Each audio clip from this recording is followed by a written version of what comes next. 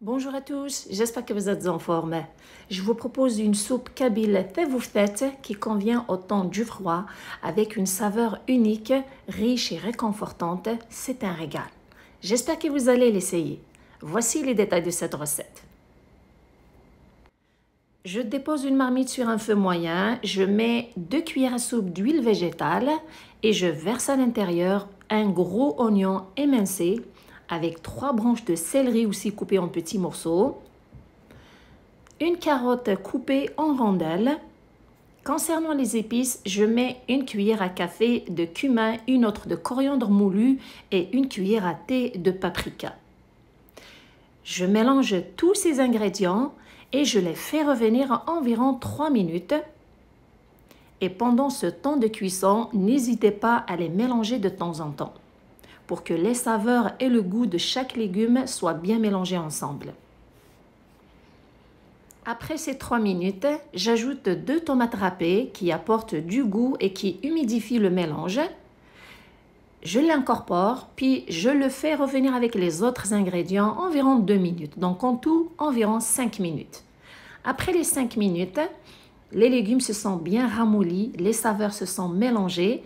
J'ajoute environ 2 litres d'eau chaude. Cette soupe se prépare sans viande ou traditionnellement, en Kabylie, on ajoute un ingrédient qui donne une saveur unique à nos soupes.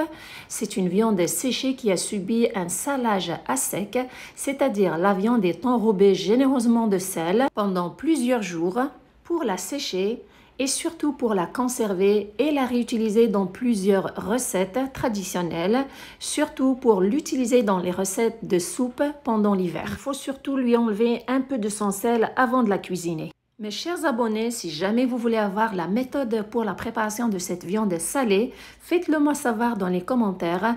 J'aimerais avoir plusieurs commentaires sur ça pour que je puisse vous préparer cette vidéo et c'est un plaisir pour moi de le faire. Juste après avoir ajouté la viande, c'est en ce moment aussi que j'ajoute les lentilles. Alors, si vous avez des lentilles qui prennent beaucoup de temps dans leur cuisson, faites-les tremper la veille dans l'eau, puis le lendemain, vous les rincez, vous les ajoutez, ou vous pouvez les faire bouillir environ 15 minutes avant de les rincer et de les ajouter dans votre sauce. Après leur ajout, je couvre et je laisse cuire jusqu'à ce que la marmite commence à bouillir. Pourquoi? C'est en ce moment que je vérifie pour savoir combien de sel que je vais mettre dans la sauce parce que n'oubliez pas, on a mis une viande qui est séchée, elle est légèrement salée, donc je goûte pour savoir combien de sel que je mets dans ma marmite. Alors, je mets une cuillère à thé de celui-ci, je mélange, puis je couvre et je laisse cuire le tout pendant 20 minutes. Et toujours sur un feu moyen pour que la soupe ait du goût. Après ce temps de cuisson, les légumes sont presque cuits, les lentilles aussi. Inutile de vous dire quel bon parfum que cette soupe dégage grâce à la viande séchée. N'oubliez pas de liker et de partager la vidéo. J'ajoute de la courge musquée coupée en gros morceaux car c'est un légume qui ne prend pas beaucoup de temps de cuisson. Et c'est celui-ci qui est très utilisé dans nos soupes traditionnelles aussi. Vous pouvez le remplacer par la courgette, des zucchini et à la fin, j'ajoute un mélange de coriandre fraîche, du persil et de gousses d'ail que je parfume avec un peu de cumin. Je mélange bien tout ça, je les ajoute dans la marmite. Ça donne un très bon goût à cette soupe. Pour plus de recettes santé et équilibrées, faciles à réaliser surtout, je vous invite à vous abonner. Je profite de cette occasion pour remercier toutes les personnes qui prennent leur temps pour m'encourager, pour m'écrire des commentaires. Merci à Soraya Chouchan, merci à Nora Hellali, merci à Ludmila Ridak, merci à Nabil de France.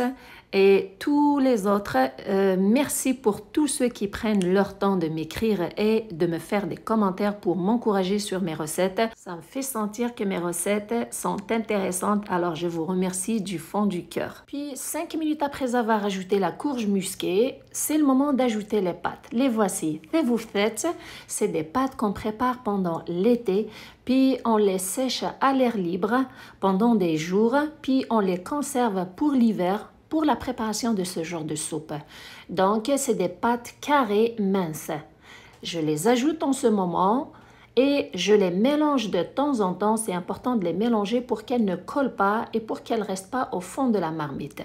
Puis c'est facultatif, j'ajoute des piments forts. J'ai fait une vidéo comment conserver des piments et des poivrons. Je vous laisse son lien en bas de cette vidéo dans la partie description. Vous pouvez les utiliser pendant toute l'année dans vos recettes préférées. Et bien sûr, si vous n'avez pas ce genre de pâtes, vous pouvez les remplacer par des macaronis, vous pouvez les remplacer par une autre sorte de pâte de votre choix, même des tagliatelles. Donc, pas besoin d'avoir nécessairement ces pâtes qui sont carrées préparées traditionnellement. Après, entre 5 à 10 minutes, les pâtes sont tendres, les légumes aussi sont cuits, la soupe est prête à être servie. C'est une soupe qui est réconfortante, elle est riche, elle a une saveur unique, très goûteuse. L'arrosez généreusement d'huile d'olive avant de la déguster. Elle a la saveur de cette viande séchée. Les lentilles apportent les protéines, les légumes apportent les vitamines. Cette soupe est très savoureuse. J'espère que vous allez l'essayer. Merci de me suivre, prenez soin de vous et à la prochaine.